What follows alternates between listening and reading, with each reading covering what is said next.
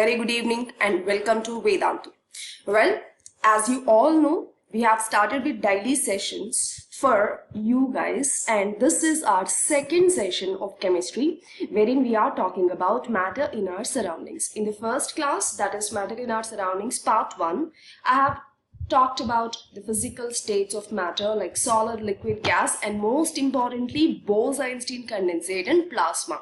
I hope you all have understood that. So in today's video I'm going to take you one step ahead, but before we could go ahead, let me quickly introduce myself for those of you who have joined the class for first time, right? So guys, you're listening to Dr. Nazma and I have been teaching chemistry from past 8 years and I'm with Vedantu from so many years, right? So along with that, I write books, I present papers in the seminars, and majorly I research on medicines, right? So now let's get back to our topic. I said that we are going to talk about one step ahead of matter in our surroundings, right? So what is that one step ahead?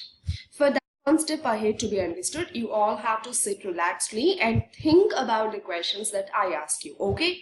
So question number 1, how many physical states of matter did we study about in the last class? 5 physical states of matter, right? So can you name all of them? Solid, liquid, I'm waiting for your answers too. Therefore, gas, plasma, and Bose-Einstein condensate. These are the 5 physical states of matter, right? Of course, the last 2, plasma and BEC, we don't talk about much because they are dependent physical states of matter. So the rest 3, solid, liquid, and gas, they are completely naturally existing. So we are going to talk about them today. Solid, liquid, and gas. So answer this question of mine. Is it possible to convert a solid into liquid, liquid into a gas? I know it's a very, very easy question. But then, yeah, to begin with, can we convert a solid into liquid and that into a gas? Of course it's possible, isn't it? You want an example or something? Of course, the example you see every day around you. Have you noticed a cube of ice? From the refrigerator, when it is taken out and placed at room temperature, it starts melting. And now if you boil this water, it starts evaporating right in front of your eyes, right? So it's a clear proof that physical states of matter can change from solid to liquid to gas, from gas to liquid to solid. It's possible anyway. But then that's not the point today. Then what is the point? The point is, what is making something change its physical state of matter? What are the factors that are influencing the change in physical state of matter? There are 2 very important factors, of which we are going to study about one factor today. So as I mentioned in the previous class, I'm not going to teach you everything that's there in the chapter, but then I'm going to teach you everything that is important in your exam point of view. Okay, so this is also important along with the questions that we did in the last classes. Okay, so now, yes, physical states of matter can change, but then the point is, how can they change? So now you think you're taking out an ice cube out of a refrigerator and placing it at room temperature. So what factor is changing over there? What factor? I want to see your responses. That's when I understand if you are understanding my words or not, right? So anyways, yeah, coming back. What factor do you think? Otherwise, to simplify, what exactly is changing over there? What environmental condition? Is it hotness, coldness, or whatever? Yeah, I know you're all smart, huh? That's some right answers there. So we are changing the temperature majorly, right? So what exactly is happening with change temperature? What happens if you increase or decrease or whatever do with temperature? Do you think it has an impact on the physical state of matter? Absolutely yes. I'll give you one more example. How many of you like ice cream? You like it, right? So can you have ice cream in the same solid physical state as it was inside the refrigerator once you place it out? Actually not, right?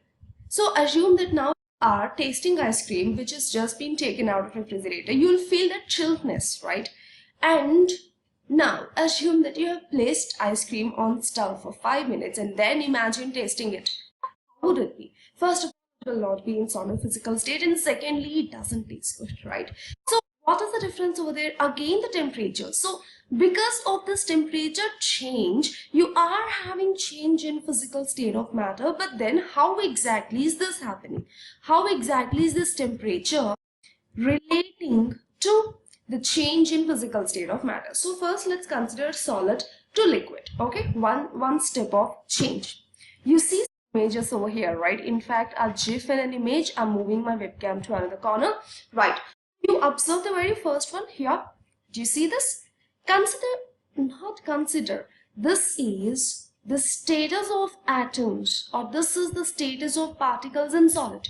Of course, in solid, the particles are still very compactly arranged. Just for the comparison's sake, I have taken this, okay?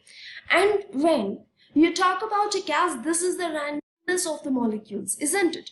So that means when you are having solid, what is the what is the movement of particle? In case of solid, you are having particles which are very inactive, and moreover they are very closely packed with each other, okay? But when it comes to liquid, what has happened? When it comes to liquid, as you have seen the image just before a while, yeah, in case of liquid, you are having what? You are having the particles which are random, which are continuously moving. They don't stop, yeah, and they are very loosely packed, very spaciously arranged, right? So now you want to convert a solid into liquid. Then what would you do? Just according to our study before a while, we would heat it, or we would just rise the temperature. But then the question was, what exactly is happening when you are rising the temperature? What exactly is happening when you are rising the temperature of any sample? What happens? Temperature, is it a source of energy or is it a type of energy? Of course it is a type of energy. That means if you increase temperature or if you heat the sample, what exactly happening? You are giving energy to the sample. For example, I have a solid and I'm heating the solid. So what am I doing by this heat? I am just increasing energy. Whose energy? Energy of the particles present in the solid. So more is the energy, what happens? The particles whichever were present in solid now will acquire more energy, and more is the energy, more is the movement. That's obvious, isn't it? So as there is more energy, there will be more movement. More is the movement. What happens? The spaces between the particles will increase. More is the spaces, less will be intermolecular attractions, which in turn results in fluidity of the matter. Are you all able to follow? I hope yes, but anyways, I'm repeating for those of you who are stuck, okay? So if you heat anything or if you heat a solid, that means you are giving it energy. You got it, right? So if you give energy to any matter, any solid, the particles of solid will take that energy, and after taking that energy, they will start moving. Because they have energy, they start moving randomly, and the movement reduces the attractions amongst the particles and increases the spaces, which in turn turns a solid into liquid. So the reason behind conversion of a solid into liquid is temperature, or you can call it as energy.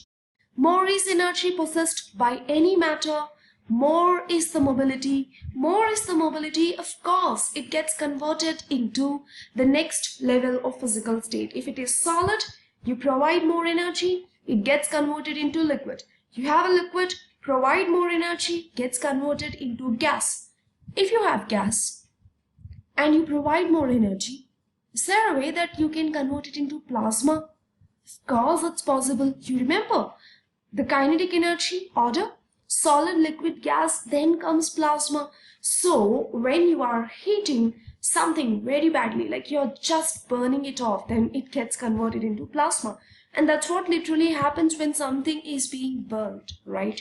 So coming back, we are talking about how the solid can get converted into liquid physical state. And that happens when you heat. Why? Because when you're heating, you are giving the solid particles energy. At low temperature, the particles will be slow in movement, or if you're talking about a solid, the particles will be just vibrating against their places, their respective positions. As you increase temperature, as you give in more and more heat energy, the particles will start moving randomly. So high temperature is what causes the change in physical state. Are we clear? Now, in the same way, let's also talk about the next physical state, acid water. Acid, we spoke about solid to liquid. What about liquid to gas? So if you have solid to liquid, yes, you are heating, no doubt about it. No doubt about it, right? You're all able to follow, right? And now you are having liquid and you want to convert this into a gas. How would you do it? You tell me. Can you heat it still? I already explained, but you tell me now. Yes, of course you can heat it still, right? You still have to heat. It's a continuity. For example, say, you're talking about ice. Ice is H2O, it's solid physical state, right? Now say you have heated it to some temperature, whatever it is, it gets converted into water, the liquid physical state of H2O. You still have heated it. You tell me now what it gets converted into. You call it as steam or water vapor. Now you observe the temperatures. Okay, you have ice. 0 degrees Celsius is the temperature of ice, right? Water, room temperature, which is approximately 25 degrees Celsius to 27 degrees Celsius. It ranges, depends upon the weather and all of that. Now steam, 100 degrees Celsius. Did you notice the gradual increase in temperature? In the same way, say you're talking about butter. Yes, you heard me correct. Butter. You know what is a physical state of butter, right? If you look at that Amul butter, which is processed, of course, but let's take as an example the solid butter. When you slightly heat it, you don't need to heat much. When you slightly heat it, gets converted into liquid form. Have you ever noticed it? And now if you still continue heating the butter, even after turning into liquid form, it evaporates very quickly, right? So even they're the same, solid, liquid, gas. In the same manner, you can convert any solid into liquid and any liquid into gas. But then temperature, the amount of energy that you have to supply varies. In case of water, these are the figures. In case of butter, the figures are different. But in case of other solid particles or other samples, temperatures are different. Why are temperatures different? Why every solid cannot be converted into liquid at the same temperature by giving same energy? Do you have a guess? Do you have an answer? Why every solid in the world cannot be converted into liquid at same temperature? Like why is everything not a solid at 0 degrees Celsius? Or why is everything not a liquid at 25 degrees Celsius? Why?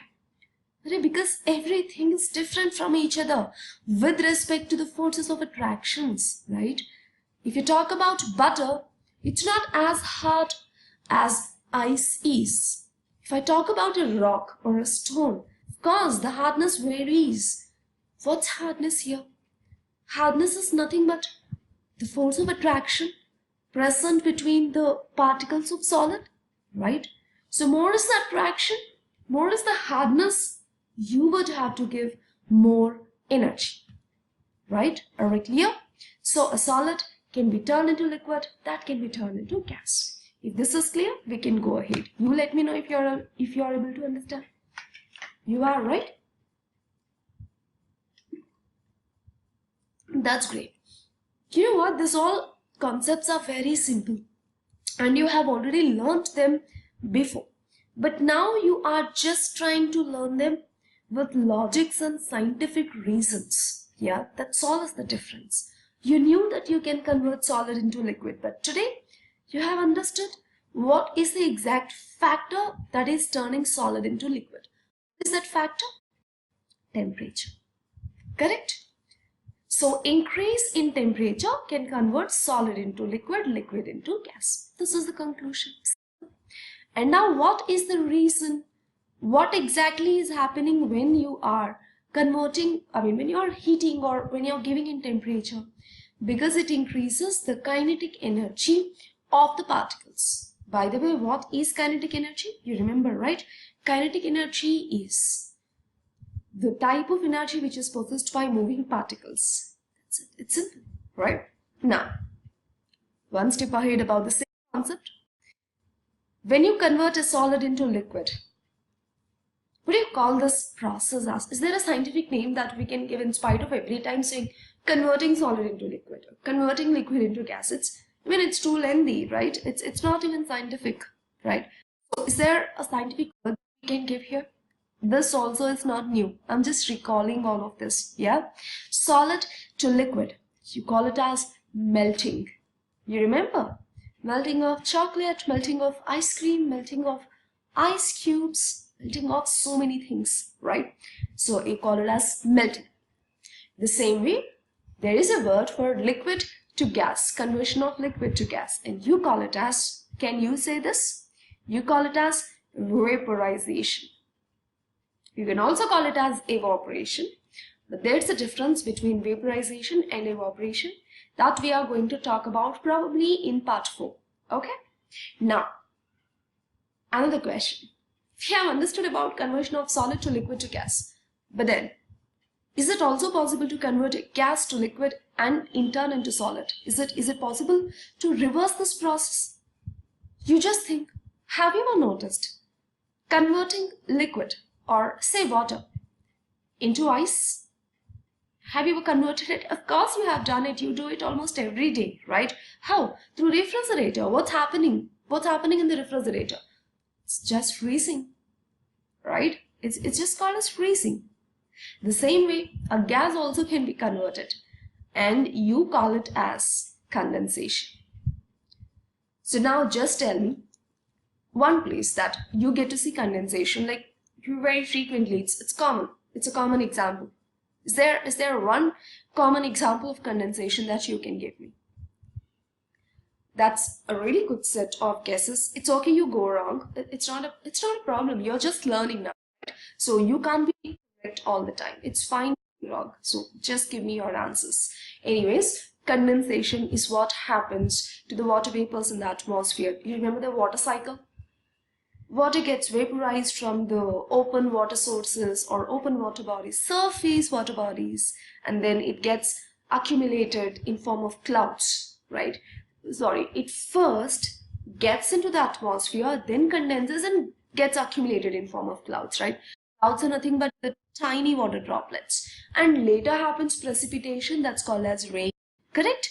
So condensation is a natural phenomena.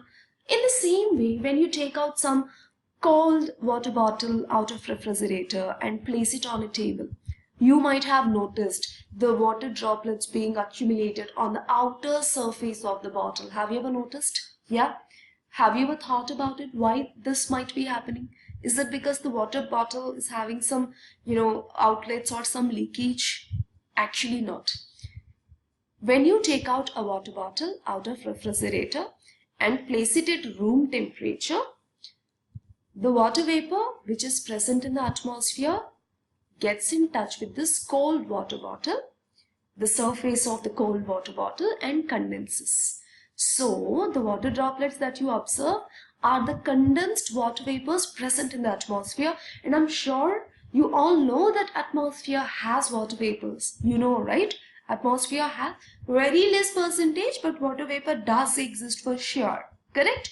So now that's called as condensation. So what are these all terms? These all terms are the ones which are related to interconversion of states of matter. Solid getting converted into liquid is called as melting. Liquid to gas is called as vaporization or evaporation. But remember, both are different. We'll talk about the differences in part 4. Okay? And reversal, conversion of a gas into liquid is condensation, and water into ice is called as freezing. But then there is one critical point of observation, and that is, to be able to convert a solid into liquid, you heat it. And now to be able to convert a liquid into ice, solid form of water, what are you doing? Are you heating by chance? Actually, you're not heating, right? Then what are you doing? Keeping in the refrigerator, that's your answer, is it? But then after you keep inside the refrigerator, what is happening over there? It is cooling down. It is called as reduction of temperature. You are reducing temperature. I'm sure you have seen the conditions inside the refrigerator. So what happens? Here you cool down. So this process is called as cooling. That means in case you want to reverse the physical states of matter, you would have to reduce temperature. You would have to reduce temperature. So now as you go on increasing temperature, what happens? Solid to liquid, and therefore it gets converted into gas. And in the same way, as you go on reducing temperature, then what happens? If you go on reducing temperature, the reversal of physical states will happen. So it's possible to convert a physical state into solid, liquid, gas, and in the same way a gas to liquid and to solid. You can do vice versa by just altering temperature accordingly. But remember, the amount of temperature that you give depends upon which matter are you talking about, okay? This is one important factor which influences the change in physical states of matter. But then there is one more factor. You call it as pressure. So about pressure, we'll talk in the next video. But there is one thing that I want to add here. You observe this solid, liquid, gas, or vice versa.